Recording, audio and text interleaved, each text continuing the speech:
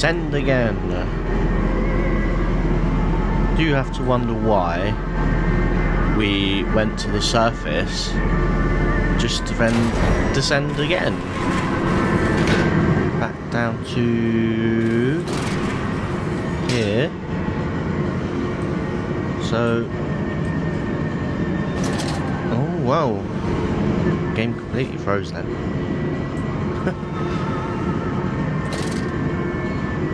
So yeah, it seems a bit weird that we went to the machine, started everything up, went to the surface, saw that we had caused all that, and then decided, okay, let's go back down again. Why didn't we just stay down here and, you know, why go to the surface?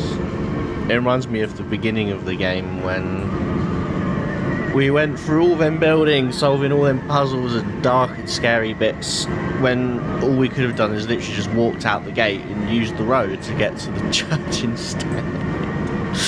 Everything's just a bit convoluted in this game, isn't it? And I have already got a journal entry. Counterattack. I have returned, an angel of vengeance, a saboteur once more.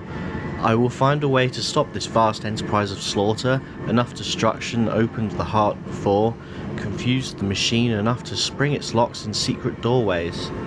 I must cause it great shock, stab its eyes, poke hot wires into its ears.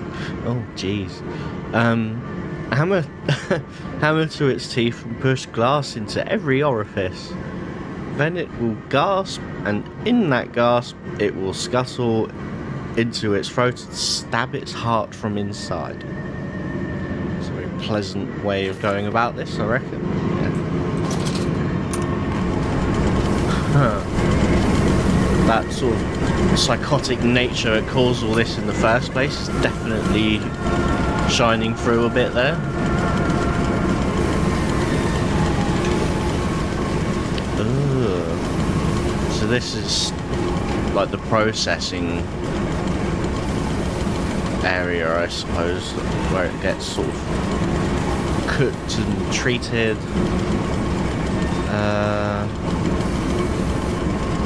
Let's see what's down here first. It's pretty nasty. I bet it absolutely stinks in here. Ah, of course, there is a note here. The game audio is so loud right now, I can't even hear myself talk. October 25th, 1899. No machine blades for Fatty Bishop and Gluttony Heiress. Prime cuts all for the sorting bins. And the very best, as always, back in the dumbwaiter to the kitchens above. To be stewed and plumped and gravied and breadcrumbed and returned to the table for the next night's feast. And not every night, you see, although we have begun to increase the frequency of the final act.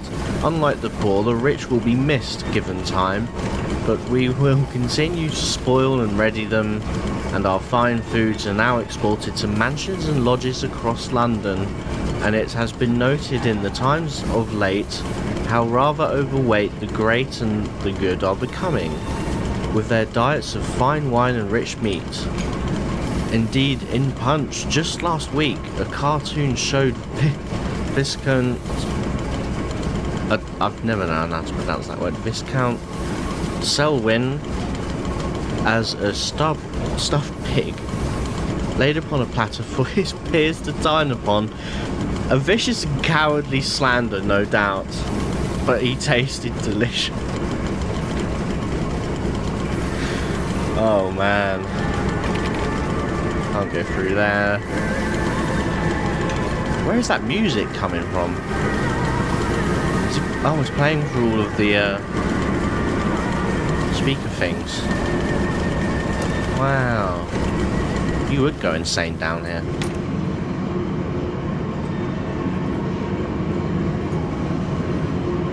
Okay, it's another one of these like airlock things. At least I think it's safe to assume that it's one of them. No, it isn't. Okay. Well, will they be free? Yes, my friend. Drained and bled and freed from the prison of the flesh. free to ascend as smoke to the stars. And the good, the worthy, how will we save them? Show me these worthy, Mandus. Show me these good. I do not see them. Seems like cinematic bits really do screw with the frame rate like a lot. Okay, so what? Oh wait, there's a button. Can't use that. Okay. So there's only really one way to go then, since every other thing is sealed. Big water containers.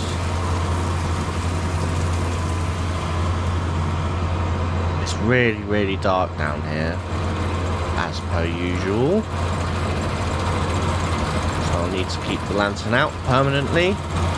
So we're still in this bit. What? Oh, these are all Compound X contained. Oh, there's loads of it. Oh, why can't I interact with this one? There has to be a reason for that. Oh, you can interact with all of them. Why is that? Journal. Coolant pumps. I sense an opportunity, my first strike. Impeding these cogs with a large enough object should jam the flow of coolant, causing a pressure build-up that will split the pipes and rupture the tanks. Okay, so the large enough object is probably one of these then, isn't it? How do I get it? Where do I take it? Ah, literally. Like this. Come on.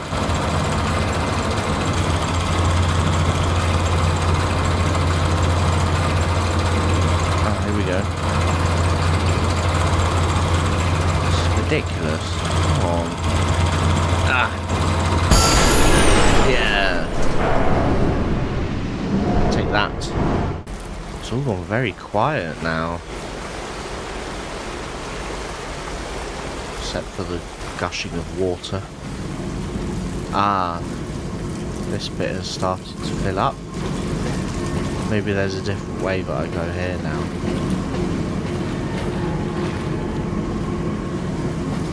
But how do I open them up?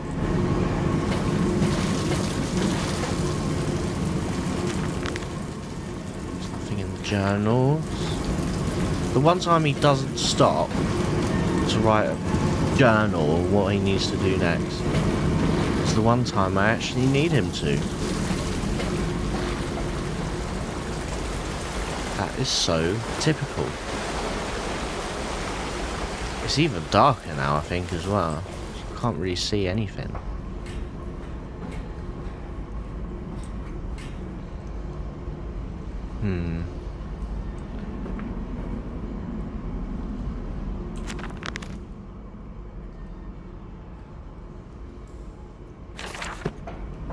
Okay, so I noticed while editing that I kept looking right at this note and never picked it up. So I'm going to do that now. I've reloaded the save, and I'm back. I'm going to read it now. Yeah. October 27th, 1899.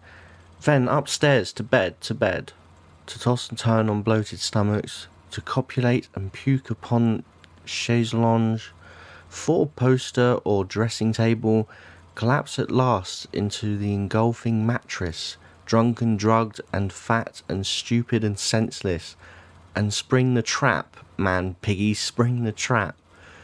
At a pull of a lever, a set of hydraulic pistons and gears are fired, resulting in 3 walls of steel bars dropping from the ceiling via the canopy to cage the product into the bed, preventing escape.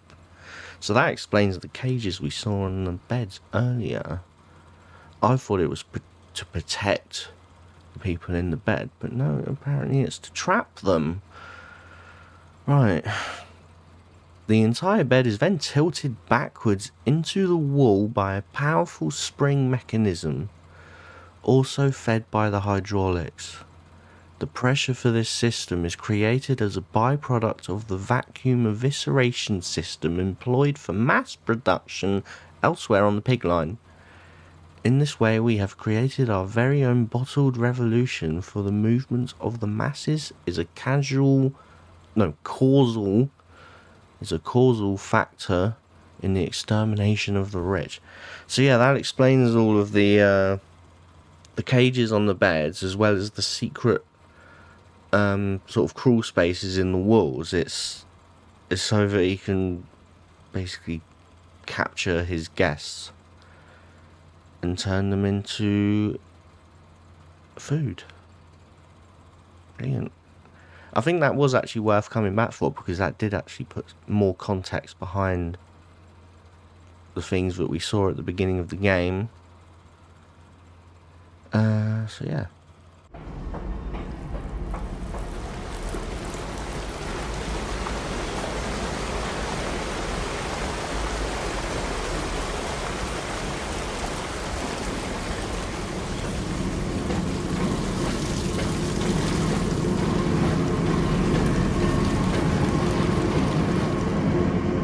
Maybe that other door that was... No, I can't go through there. I think that was the other door that was locked, wasn't it? Maybe not. Wait, what's this?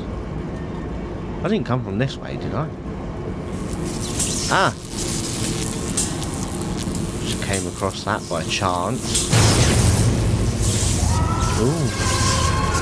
Oh no. What's happening? Oh no, I've killed them.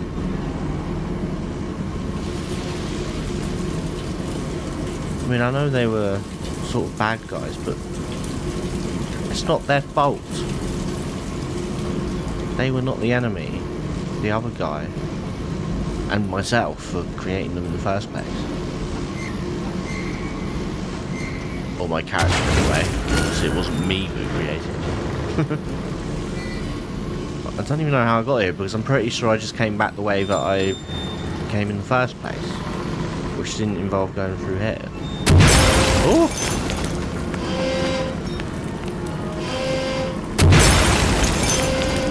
What am I doing? Just playing with these until it all breaks?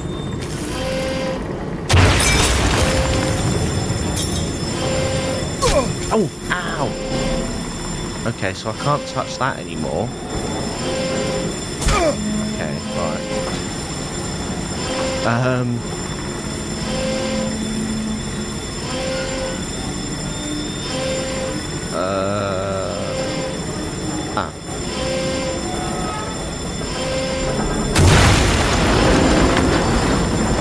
I've no idea if what I'm doing is right, but it seems to be doing something. Ooh. Okay, well that's job done then, isn't it? And this is somehow open now. I know what you fear. I will rain excrement into your very soul. I will destroy you. You are too late, Mandus. My great works are almost begun. So yeah, so he is the machine then. I was right. He is the machine. But he's like a sort of part of Mandus's mind, because he has the same voice and he has the same sort of original ambitions. So it's almost like Mandus, his amnesia came from removing that part of his mind and putting it into the machine. So and there's been no mention of the serum that gave Daniel and Justine amnesia in their games.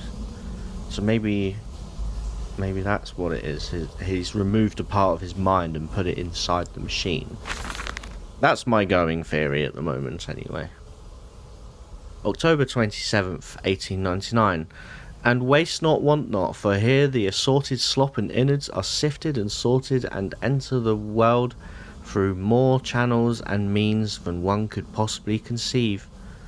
The product passes by this section of the engine and is driven through the blade, splitting into two sections ready for the butcher's block, and in the interim it is kept in our freezer bays under the house, and the heat produced naturally by the refrigeration process feeds into the pipes and crannies of the rooms, and is the very reason, my dear friend, that we can sit here in shirts and waistcoats but no jackets on a freezing winter's night without a fire in the grate, and discuss our great enterprise. The warmth in our bellies and toes may be attributed directly to those bellies and toes now passing through steam. Fire and blade beneath our feet. I mean, yeah, it's definitely an efficient process in that regard, but it doesn't mean that you've saved the world. You know, you're still a monster. So, yeah. Okay, so I just noticed that I've missed this note as well. And this is... I think I'll point out in a moment that I don't know why the lantern is flashing. And I've just realised why. Because there are two still alive creatures. Or one still alive creature. I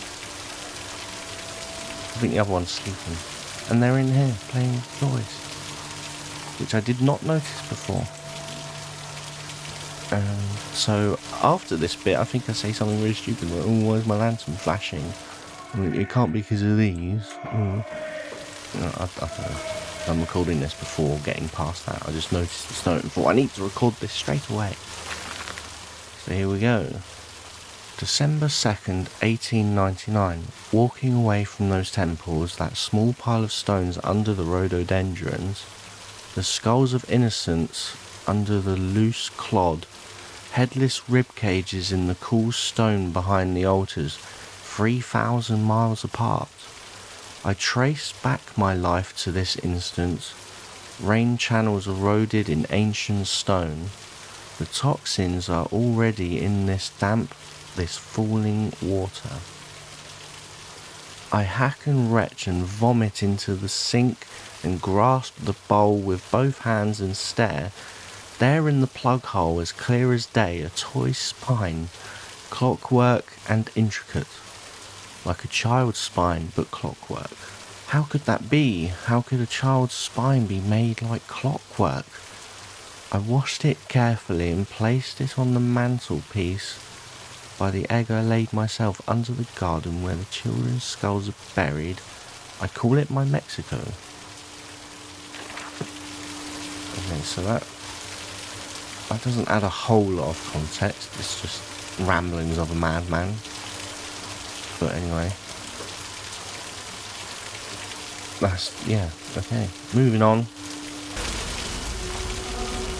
Right. Lantern is flashing, which means...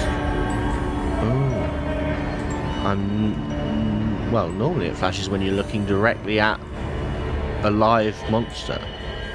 Which I wasn't. So, don't know why that was happening. Oh, it is really dark now.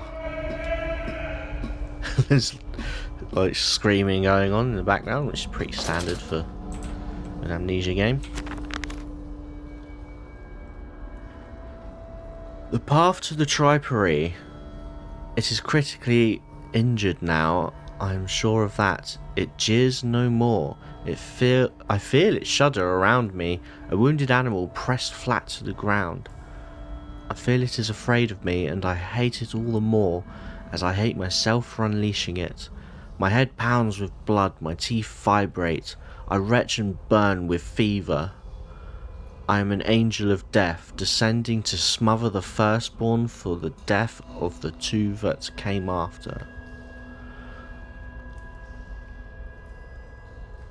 Oh, right. So actually I was right ages ago then. If I'm thinking of this correctly, I was actually right at the back at the beginning when I said that the bad guy in this was a product. Because it sounds to me like it's somehow a part of Mantis inside one of the hybrid pig human things. And he's calling it his firstborn. And the other two kids are dead, as predicted. That sort of proves that. I am here again, at the foot of those stairs. Towards the red light of the nursery. Sunset in the window like a bleeding sky. The horizon a slit throat. The seeping dark to drain the guilt from us. I am the jaguar-faced man. I am the feathered serpent. This priesthood is mine. So the machine is... He's calling it his firstborn, but I still think... Oh. Oh. Oh, that's really nasty, okay. So we're actually sort of back in the house now. As it said in that note, they used refrigeration underneath the house. I can meet him, your great engineer. How marvelous. I must say, Mr. Manders, my excitement is almost unseemly. Yes, I can see that. Step this way, Professor. I will be right behind you. Manders?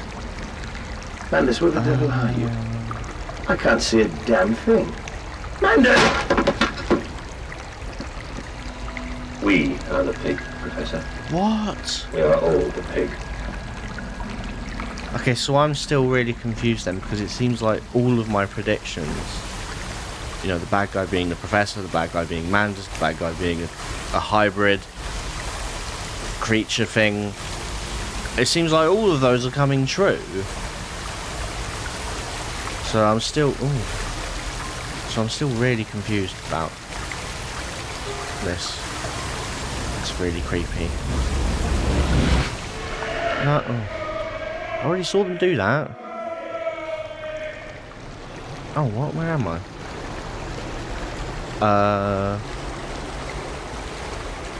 Standing on top of the river of blood. I climb in stillness now. Blue water runs in my veins, now I am clean. I carry the knife of this factory, the bowl of this mill. I am come to collect you from your fields and your furnaces. I will gather you into the white clouds.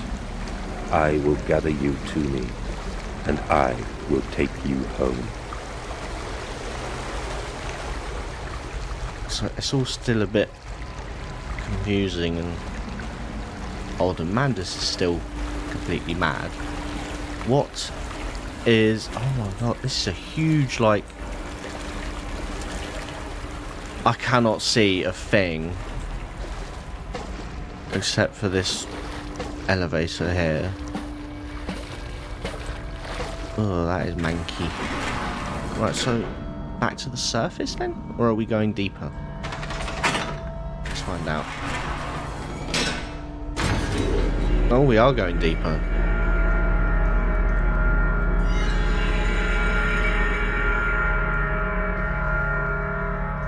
It's a really odd place to put a lift, isn't it?